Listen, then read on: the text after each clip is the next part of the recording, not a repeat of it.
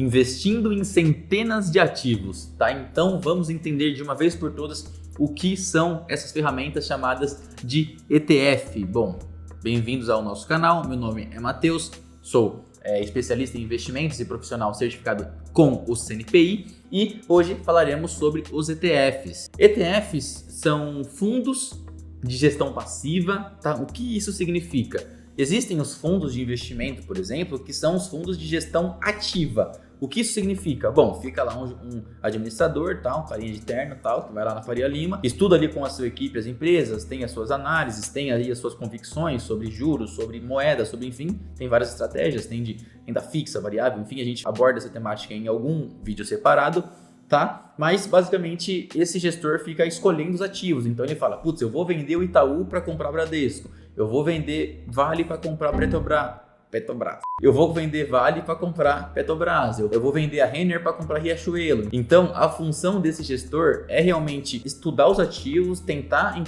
identificar as assimetrias do mercado e conseguir gerar alfa, conseguir gerar resultado mediante a essas assimetrias. Um fundo passivo não tem essa função, esse objetivo, né, de ficar buscando esse alfa. Ele basicamente vai ter uma estratégia, então ele vai replicar um portfólio, ou ele vai ter X ações lá dentro, ele simplesmente vai ficar com aquelas ações, no máximo ali algum algoritmo que assim escolhe os ativos de forma automática, mas ninguém fica realmente tomando decisão. E isso é interessante porque basicamente não deixa com que as emoções de cada pessoa afetem o resultado. Ele basicamente vai seguir a estratégia independente do que acontecer e pronto. Então, evita que essa parte intuitiva, essa parte sentimental do nosso cérebro atrapalhe nas decisões. A melhor forma da gente entender, da gente realmente aprender como que funciona é entrando aqui e exemplificando alguns tipos de ETFs. Então, a gente vai entrar aqui no nosso famoso computador. Esse computador tá uma mesmo, viu?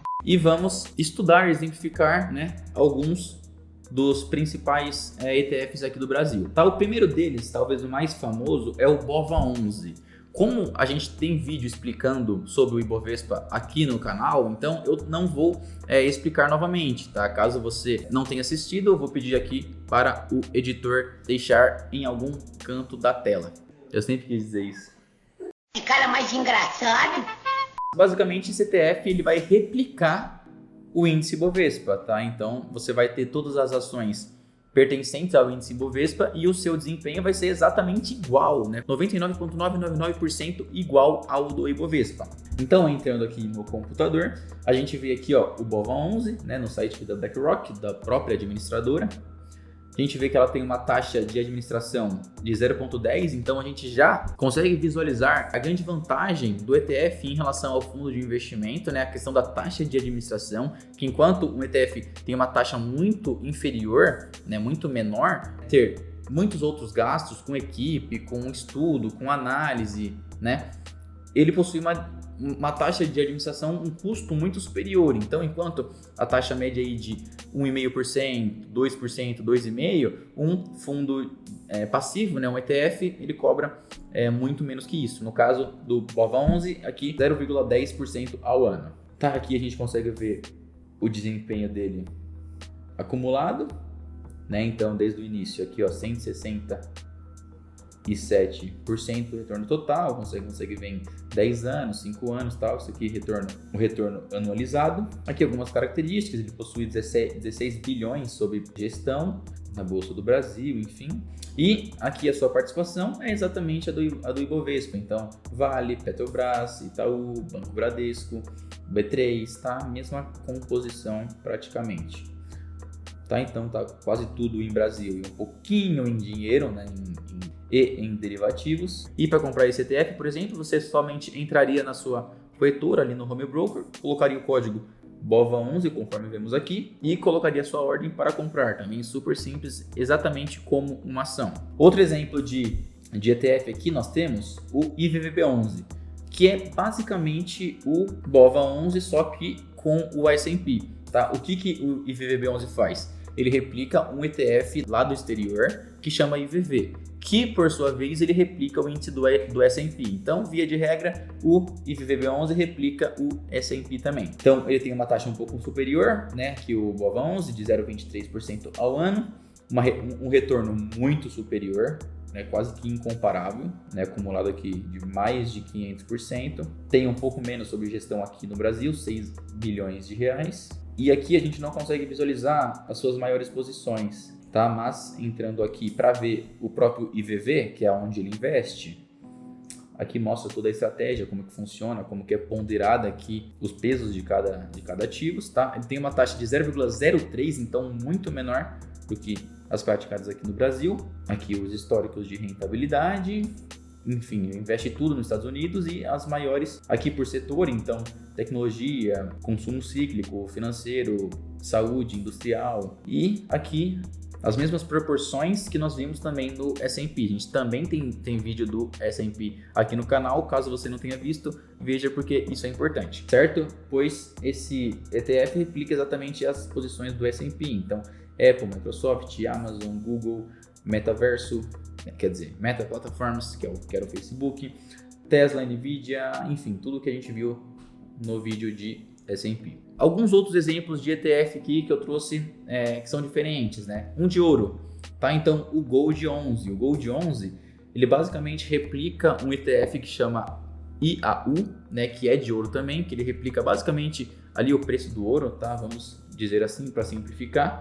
Ele cobra uma taxa, 0,3 é a taxa de administração. Se você quiser se expor ao ouro, não quer ter ouro físico por conta da segurança, se você não quer ter ouro direto na bolsa porque tem uma diferença ali de liquidez, você pode estar investindo em ouro por meio desse ETF. Para finalizar, aqui um outro tipo de ETF, um pouco diferente também, é o Hash 11. O Hash 11 ele é um ETF de criptomoedas, então dentro desse Hash 11 a gente vê que ele cobra uma taxa muito superior, né, de 1,3% ao ano. Ele tem um patrimônio muito menor do que os outros, né, 2,3 bilhões, e a composição dele são criptomoedas.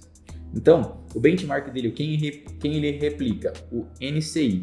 O NCI é basicamente o que é a Nasdaq Crypto Index, então é um indexador, né, um índice que replica ali a média desse índice que é composto pela Nasdaq, né, que é uma parceria entre a Hashdex e a Nasdaq, né, que é a bolsa de tecnologia lá dos Estados Unidos. Então, é basicamente um índice, né, um indicador que eles criaram. As duas maiores posições desse indicador, né, desse índice, no caso, é o Bitcoin e o Ethereum, né? O Bitcoin aí tomando 61% da carteira e o Ethereum 35,83%.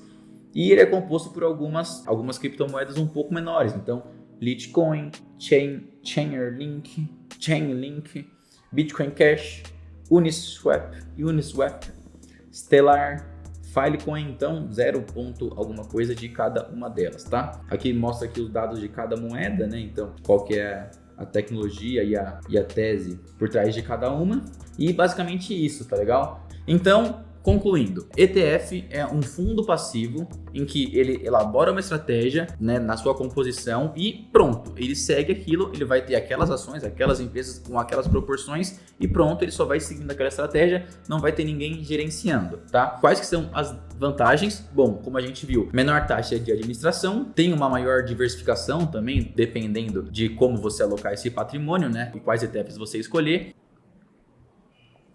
E também tem a questão de você se proteger contra a sua ignorância, contra a sua própria intuição, as suas próprias emoções, né? Pois os seus sentimentos atrapalham bastante a sua decisão racional nesse mercado de investimentos. E algumas poucas desvantagens também sobre esse tipo de ativo é que aqui no Brasil ele é um mercado muito menor do que os Estados Unidos. Então, aqui a gente ainda tem poucas opções de ETFs. A gente tem o BOVA11, o Small 11, que replica as Small Caps, tem essa de Bitcoin, tem algumas de ouro, enfim, mas não foge muito disso os ETFs com liquidez. Já lá fora, a gente possui milhares e milhares de outros ETFs que possuem diversas estratégias diferentes. Então, o mercado aqui é muito mais limitado do que o mercado lá de fora.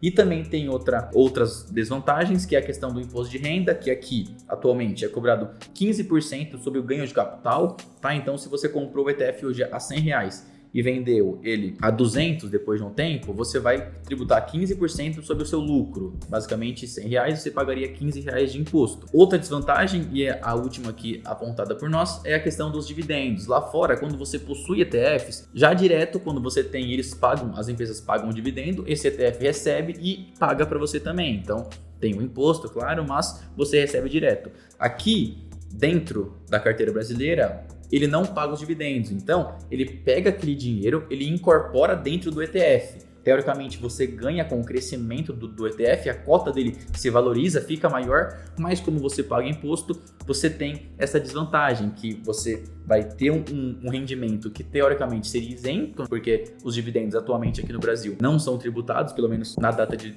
publicação desse vídeo. Então você perderia esse benefício, né, da isenção do imposto de renda e seria tributado, visto que o ETF cresceria, você ganharia no capital, mas teria que pagar os 15% mencionados anteriormente, tá? Essa foi a nossa explicação de ETF, como que ele funciona, alguns exemplos, algumas vantagens, algumas desvantagens. Espero que você tenha gostado, espero que você tenha aprendido. ETF é uma ótima forma de começar a investir, então eu recomendo bastante, eu tenho muitos em minhas estratégias, tá legal? Então, deixe aqui os ETFs que você mais gostou, se você tem alguma carteira, comenta aqui também para o pessoal saber, e muito obrigado pelo acesso, se inscreva no canal, compartilhe, curta, o que mais, editor? Comenta e segue nas redes sociais. E me siga nas redes sociais, foi Instagram, Facebook, OnlyFans, não, OnlyFans não, esse aí está fechado, tá legal? Mas... Tá legal? Mas muito obrigado pelo seu acesso e até o próximo vídeo.